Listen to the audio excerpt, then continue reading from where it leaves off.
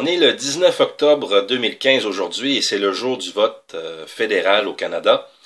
Et si on veut être cohérent, on veut être logique, qu'on dit « Ah, c'est beaucoup d'argent investi dans l'élection depuis 2 mois et demi, c'est les élections les plus dispendieuses de l'histoire du Canada », ben on devrait élire un gouvernement majoritaire de n'importe quel parti.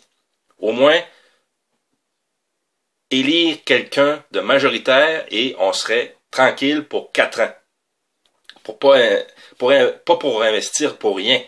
Parce que là, si on élit un gouvernement minoritaire, on va être encore pogné dans 2 ans maximum à élire encore quelqu'un, en espérant qu'il soit majoritaire. Alors, je suggère aux gens de voter avec leur tête plutôt qu'avec leurs pieds. Mais des fois, les pieds et la tête sont reliés.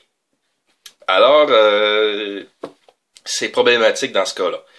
En tout cas, je vous dis d'essayer de voter cartésien, de voter avec votre tête, d'y aller sans émotion, selon le principe, selon ce que vous voyez dans les plateformes des partis qui fait votre affaire.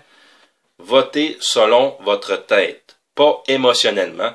Et on verra le résultat ce soir.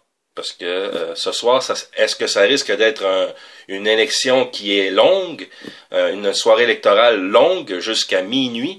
Parce que quand même, au Québec, les bureaux de vote se ferment à 21h30. Alors, probablement que les résultats seront assez loin, assez tard, peut-être dans la nuit ou peut-être en début de nuit.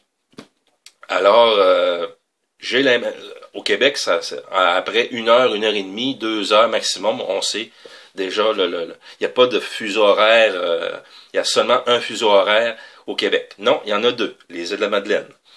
Mais au Canada, il y en a 6 ou 7 fuseaux horaires. Alors, c'est long, mais il faut être patient.